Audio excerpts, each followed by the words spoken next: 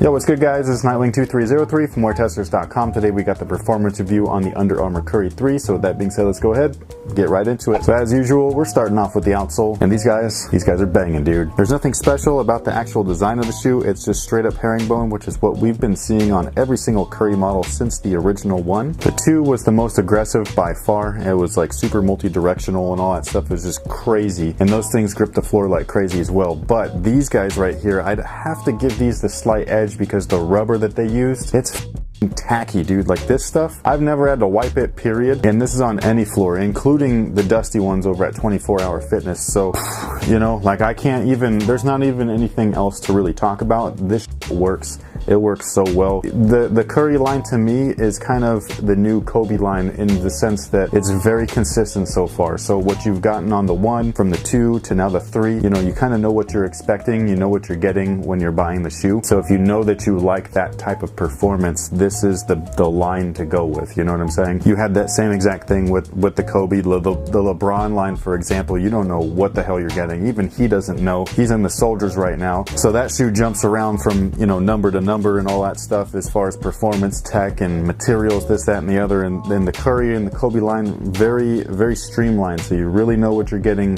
when you're buying the shoe. And that's something that I personally really appreciate. It doesn't give me any hesitation or anything like that. As soon as I grab these, put them on, I know exactly what's going to happen, and I'm just able to go out there and hoop. If you wanted to play in these outdoors, the rubber feels very durable. So, you know, I wouldn't worry about it too much. Like I said, it's real tacky rubber. So it's like a nice thick feeling material. The grooves are real shallow, so keep that in mind. But if you're just looking at performance and not longevity, then I would recommend these for indoor or outdoor use, no problem. Now the cushion, once again, is charged foam, and most of you guys know it's not my personal favorite cushion. I really enjoy Micro G, and that's Under Armour's like bread and butter that they don't use.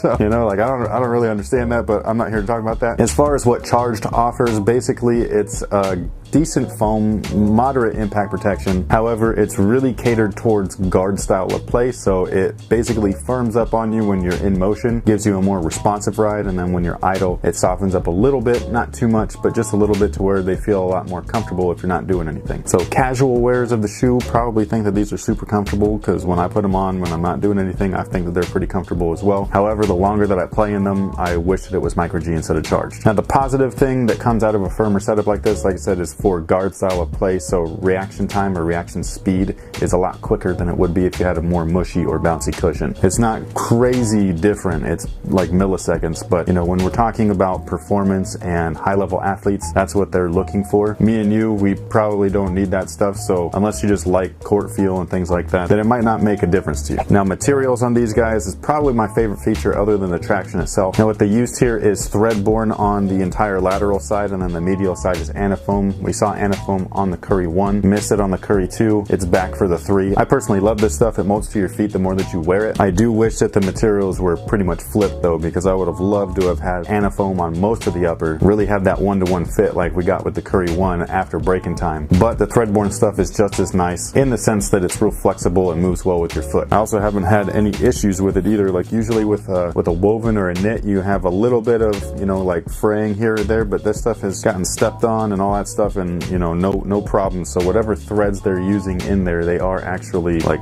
durable, which is great. And then to add to the durability, they added fuse overlays in high wear areas, mostly at the forefoot of the shoe for toe drags. The lateral side right here, because that's a stress zone, you put a lot of stress on that for lateral movements, especially for guards. And same thing with the lacing structure. That is right where like all of that strength and tension is from the laces, so you don't want that thread-borne stuff to rip. So they added fuse there just to kind of make it more durable. As far as their fit is concerned, I would really recommend trying them on, because I've basically seen everybody, like including my own friends, where they choose different sizes of the shoe. I personally went true to size. I think that they fit me perfectly, but some have said that they needed to go up half a size. Some have even gone down half a size. So when that happens, just try the shoes on just to be safe. Otherwise, I would just, you know, recommend going true to size, as that's kind of like your normal go-to. I've worn the same size in all 3 Currys, and that's what I would go with here. If you are wide-footed though, I would probably recommend trying to go up half a size, just because they, like I said, fit me perfectly true to size. Lockdown on these guys is great. The midfoot is really solid. It's a semi-asymmetrical lacing setup, so it's not completely asymmetrical, but the lacing are not like directly across from each other. So you're getting a little bit more wrap on one side than you are on the next. It feels awesome. It really envelopes around your foot, hugs it real nicely, and keeps it on the footbed. And then the collar area feels great. They added a ton of padding both in the tongue and in the heel. So when you have that area laced up really nicely, they just fit like a glove. I absolutely love it. No complaints with the fit whatsoever. Now, support features, they've actually beefed things up quite a bit, especially comparing them to the Curry 2. The Curry 2's heel counter was real flimsy. It was real thin. These guys, they did away with all of that, and they put a ton of stuff right back here. Most of it is that exaggerated midsole. So this gigantic logo right here is actually the heel counter. And then for some reinforcement, they've added these carbon fiber little wing plates right here, and those basically keep you from shifting off of that footbed entirely. So there's no way that you're having any ankle or heel instability issues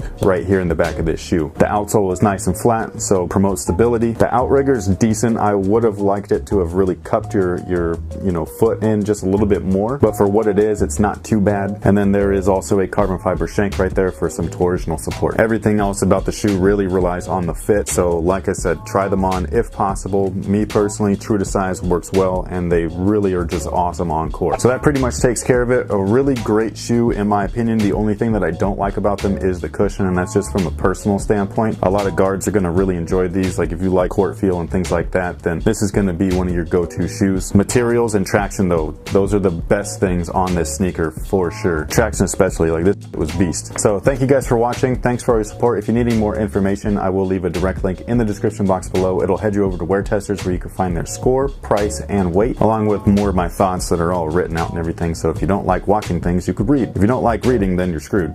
Sorry. But thank you so much once again, and until next time guys, have a good one.